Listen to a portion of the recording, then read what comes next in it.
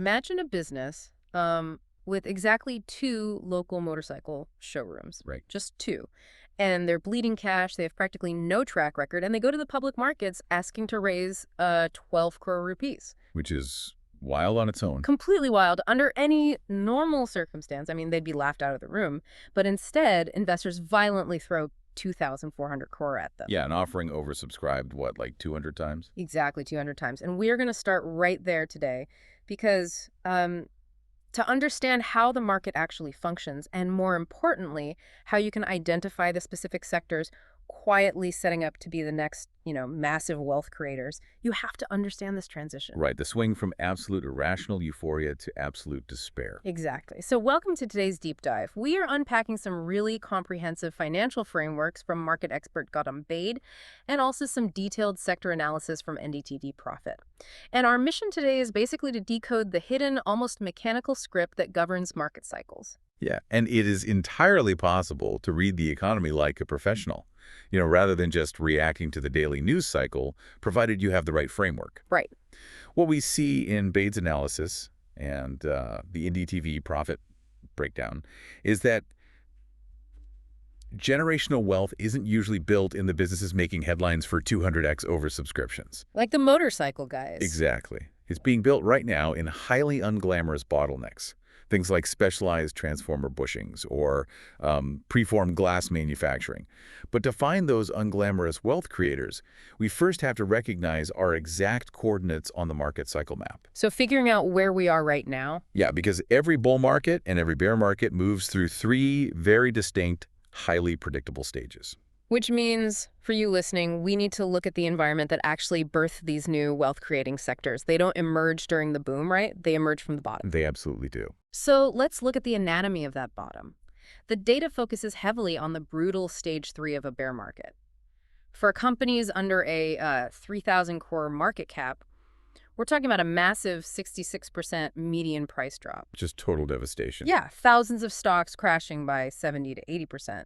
But intuitively, if stage 3 is the absolute bottom where everything gets obliterated, why is the most capital actually lost by retail investors way earlier during stage 1? Well, it comes down to behavioral finance and muscle memory, really. Yeah. Stage 1 of a bear market is like the ultimate behavioral trap because it immediately follows a prolonged bull run. Right. So investors are essentially conditioned like Pavlov's dogs. I mean, for 3 or 4 years, every time the market dipped 5 or 10%, it bounced back to new highs. Oh, right. So they're just used to it always coming back. Exactly. So when the market drops 20 to 25% in stage 1, the psychological response isn't fear, it's opportunity. There's this really dangerous lack of panic. Because they're anchoring to the old highs. Yeah, retail investors are anchored to the previous all-time highs, assuming it's just a routine correction. Thanks. So they aggressively buy the dip. Effectively catching a falling knife. Right. And they exhaust their liquidity before the real structural damage even begins. Wow. So they burn through their dry powder while they're still in denial. Basically, yeah.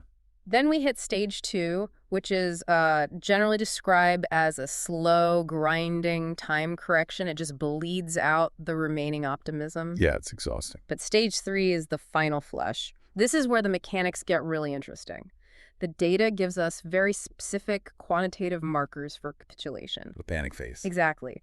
The volatility index, the VIX, spikes over 25. You see record outflows from foreign institutional investors in both equity and bond markets. And crucially, the large cap stocks, the Nifty 50 constituents, they finally collapse. Right. But why do the large caps hold up for so long only to break at the very end? So that is purely a function of market liquidity and institutional mechanics. During stage 1 and stage 2, fund managers will sell off their smaller, riskier, and less liquid positions. Okay, so they're dumping the junk first. Yeah, they hold on to the large caps because it's Yeah. the highest quality assets on their balance sheet. Yeah. But in stage 3, panic sets in across the broader economy. People want their money back. Exactly. You get massive redemption requests from ETF investors and mutual fund holders. Yeah. And the fund managers are legally obligated to return cash to these investors. Right. At that point, they can't sell their illiquid small caps because, well, there are no buyers left. So they are forced to sell their highly liquid large caps just to meet margin calls and redemption requirements. Man, that's brutal. It is. When you see the safest, most liquid assets being indiscriminately dumped, you are witnessing pure institutional capitulation. And that institutional capitulation aligns perfectly with the VIX spiking over 25. At that level, I mean, you aren't looking at normal portfolio protection, right? No, not at all. You're looking at institutions paying exorbitant, desperate premiums just to buy put options to hedge against a systemic collapse. Yeah, total panic. And the qualitative markers reflect this perfectly. Google search trends for the word multi-bagger completely evaporated, dropping below COVID-19 panic No, level. people just stopped caring. Yeah. Retail investors on social media entirely abandoned equities. Suddenly, everyone became an expert on fixed income and physical gold. Naturally. Or they just flooded the internet, blaming government policies for their portfolio drawdowns, ignoring the macroeconomic realities entirely. Which is a classic sign. When sentiment shifts from denial to anger and finally to complete apathy, you're approaching the turning point. Right?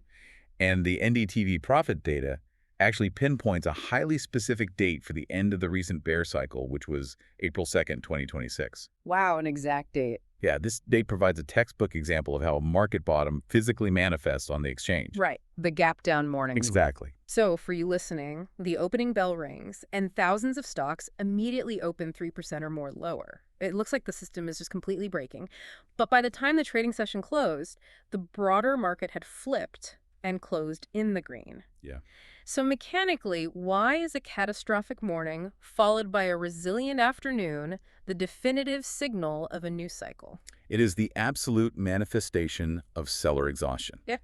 Think about the order book. Okay. Everyone who was terrified, over-leveraged, or just, holding on by a psychological thread spent the entire night placing market sell orders. Just wanting out at any price. Right. So when the bell rings, all that pent-up supply hits the market simultaneously, causing that violent gap down. Once those orders are filled, the selling pressure is completely spent. It's just gone. Literally no one left who wants to sell. In an environment with zero selling pressure, even a marginal influx of institutional buying will cause prices to rip upward. Oh, wow. Yeah. So that afternoon recovery is the exact moment stage one of a new bull market begins. Which means we can use that bottom as an anchor point. If we know exactly what despair looks like, we need to map the absolute top that preceded it. The peak euphoria. Right, because the seeds of that 66% drawdown were planted during the absolute euphoria of bull market stage 3. It's the mirror image of the panic we just discussed. Totally. So instead of VIX spikes and redemptions, the data highlights record years for QIPs, qualified institutional placements, and global IPO volumes. But I actually want to push back on this slightly. Okay, go for it. In a functioning capitalist system, companies raising capital via IPOs is the primary engine for economic expansion. Why do Baid's frameworks categorize record capital raising as a definitive red flag? Well, context is everything here. Under normal circumstances, you are absolutely right. In stage 1 or stage 2 of a bull market, companies raise capital for productive deployment. Right. Like building factories or R&D. Exactly. Building new manufacturing facilities, expanding, entering new markets. But in stage 3, the underlying motivation of the capital markets fundamentally shifts. What? It transitions from capital formation to exit liquidity. Promoters and private equity insiders realize that retail investors, who are just driven by FOMO at this point, are willing to pay completely unjustifiable multiples. I see. So they flood the primary market with IPOs and the secondary market with QIPs and block trades. They aren't raising money to grow the business. They're just cashing out. Right. They are selling their own stakes at inflated valuations to get out. That brings us right back to the resource automobile anomaly we started with. The SME IPO market going completely off the rails. It's the perfect example. It wasn't just that a 2-dealership operation with negative operating cash flows wanted 12 crore. It was that the market was so drunk on momentum that the order book swelled to 2,400 crore. Yeah, just absolute madness. And it's not isolated to microcaps either, is it? The breakdown also highlighted a mid-sized company with a market cap of roughly 370 crore attempting to raise 730 crore from the market. Which is insane. Yeah, that would dilute their existing shareholders by an astonishing 66%. And when the market readily absorbs that level of toxic equity dilution without punishing the stock price, you are observing peak euphoria. Right. But, the most insidious warning sign is actually what happens in the secondary market during earnings season. Right. It's known as the distribution phase. Right, this is a fascinating mechanic. So a company reports fantastic earnings, completely beating analyst estimates. Blowing headlines everywhere. Exactly. The financial press publishes glowing headlines, but the stock price just trades sideways or even goes down on high volume. Yeah, and that is the footprint of smart money exiting. Institutional investors know that the massive retail audience will buy the stock based on the glowing earnings headline. Right. Because it looks like a sure thing. Exactly. So the institutions use that flood of retail buy orders as the necessary liquidity to offload millions of their own shares without crashing the price. Wow, they just sell into the hype. Yeah, they are actively distributing their holdings into the retail demand. When objectively great news stops driving the price higher, it means the institutional distribution is overwhelming the retail buying power. And the bull cycle is over. The bull cycle is over. So we have the complete map of the extremes. We understand the institutional mechanics of the top and the seller exhaustion at the bottom. We know the boundaries. Right. So as we move out of that panic phase and transition into bull stage 2, which is historically the longest and most profitable phase of the cycle, the smart money doesn't just go back into the assets that worked in the last cycle. They rotate. Right, they rotate. They move away from the highly valued, slow-growing consumer giants. According to the NDTV profit sector analysis, the massive capital rotation right now is flowing heavily into precision manufacturing and auto components. Yeah, companies like Sensera, Craftsman, and Happy Forgings. Exactly. What's driving this? So this rotation is driven by a convergence of exceptional corporate financial metrics and a shifting macroeconomic landscape. Let's examine the math first. These specific companies are reporting gross margins between 40 and 50%, which is honestly unusually high for heavy industry. Yeah, that's massive. And more importantly, their ROCE, return on capital employed, is consistently in the high teens. And for you listening, we need to pair that ROCE with their gross block expansion to see the real story.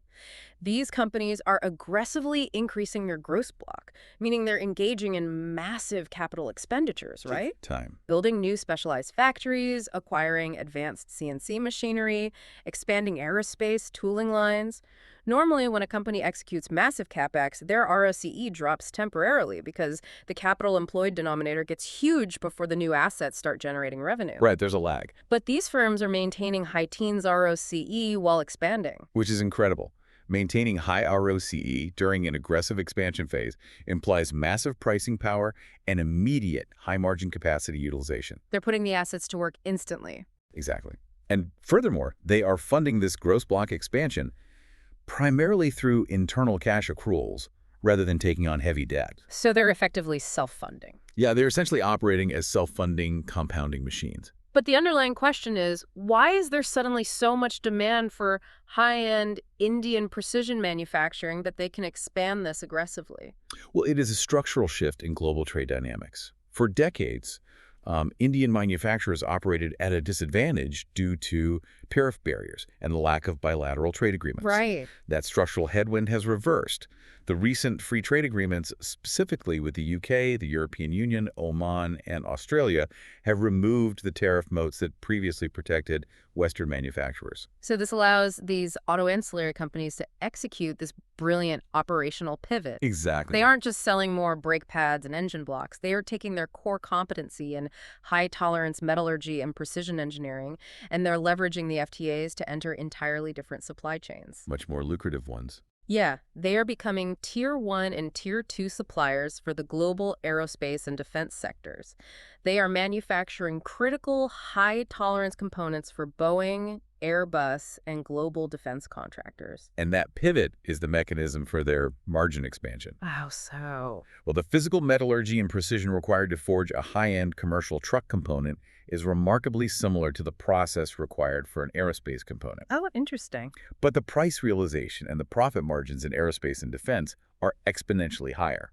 So they are utilizing their existing engineering IP to capture vastly superior margins on the global stage. Okay, it's like, imagine a highly successful neighborhood bakery that has spent decades perfecting the mass production of cheap bread. Okay, I like this. The volume is great, but the margins are super tight. But Right. suddenly, the regulatory environment changes, and they realize they can use their exact same ovens, the same baking expertise, to make high-margin custom wedding cakes for international clients. Right. The core competency is identical, but the margin profile is completely transformed. That captures the dynamic perfectly. Revenue is growing structurally due to global demand, and margins are expanding structurally due to the sector pivot. It's a double win. It is. When you combine revenue growth with margin expansion, you get explosive net profit growth. That is exactly where institutional capital rotates during stage two. But the analysis doesn't stop at physical manufacturing. In fact, it transitions right into the most dominant theme in the market right now, artificial intelligence. Ah, yes. But what's fascinating here is that the sources completely ignore the consumer-facing software. We aren't talking about large language models or chatbots. No, not at all. The smart money is entirely focused on the physical constraints, the hard infrastructure bottlenecks that dictate whether AI can actually scale. Right, because when evaluating a megatrend, the highest risk-adjusted returns rarely come from the companies fighting a brutal war on the bleeding edge of software development. Or all just burning cash. Exactly. The real returns come from the companies providing the critical, non-negotiable physical infrastructure. The build-out of AI requires unprecedented compute power, which translates directly into unprecedented physical infrastructure demands. Yeah, the power density required for a rack of AI servers is staggering compared to traditional cloud computing. And with that extreme power draw comes extreme thermal output. The heat is a massive problem. Right. Data centers can no longer rely on massive HVAC systems blowing cold air. That physical constraint has created a massive demand supercycle for highly specialized infrastructure, like data center liquid cooling systems, precision thermal management, and specialized heat exchangers. And alongside thermal management, you have the data transmission bottleneck, which leads us to fiber optics. Oh, this part is so interesting. It really is. However, the NDTV analysis makes a critical distinction here. You don't just invest indiscriminately across the fiber optic sector. You specifically target companies that are backward integrated into preform manufacturing. Right. This is a vital nuance for you listening. The preform isn't just a piece of glass, right? No, it's highly complex. It's a chemically engineered rod created through vapor deposition from which the actual hair-thin optical fiber is drawn.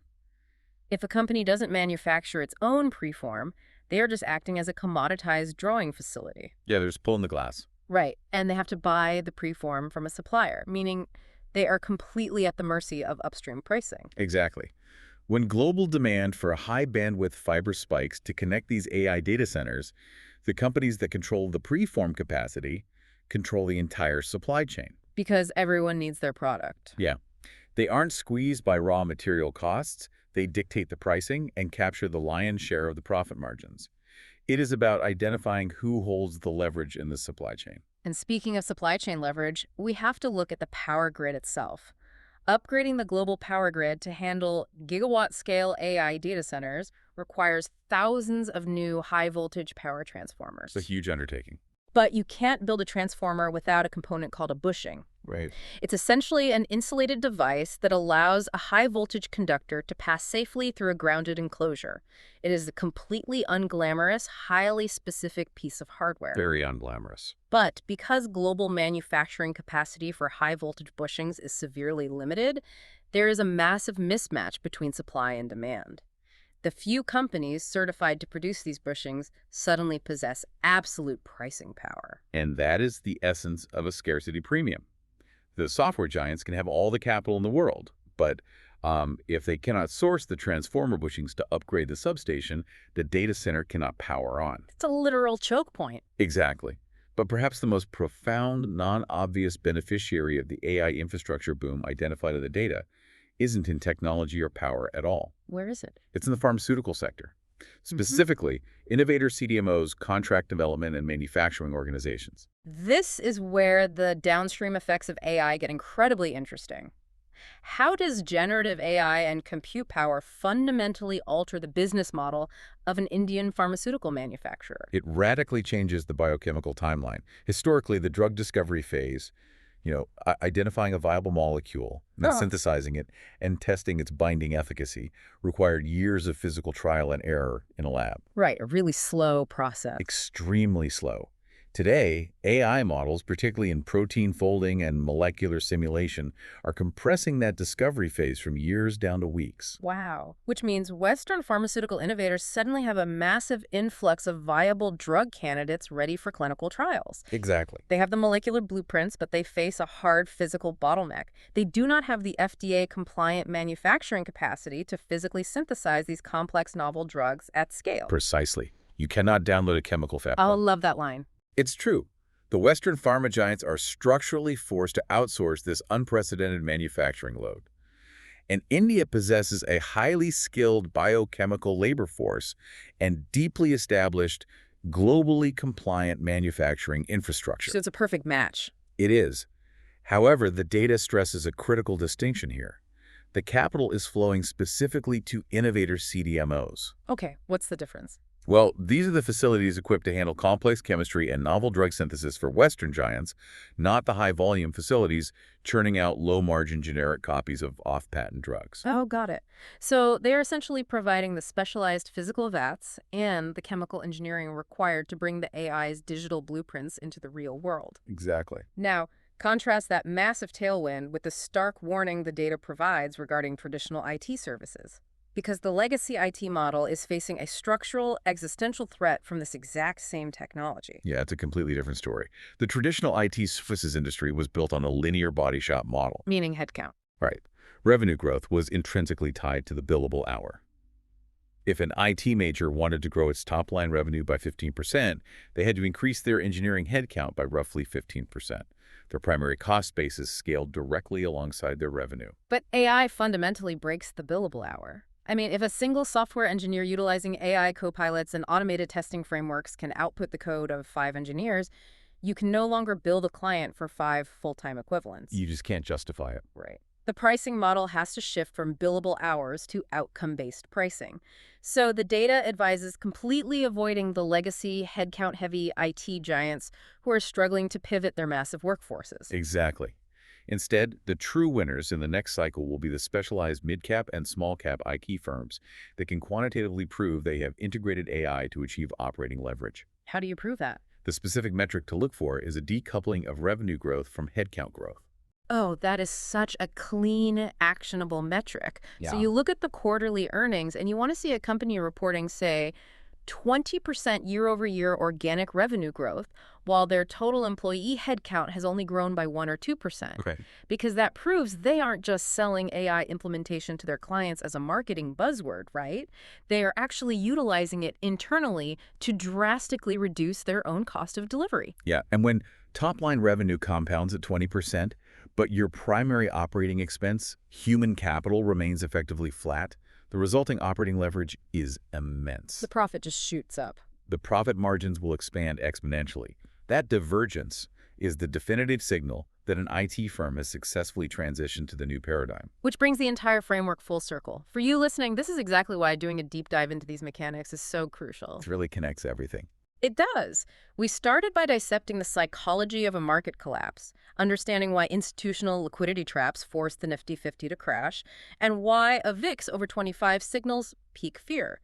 We mapped the absurdity of a 2-showroom dealership commanding 2,400 crore in an IPO frenzy. Madness. But more importantly, you now have the tools to look past the chaotic daily headlines.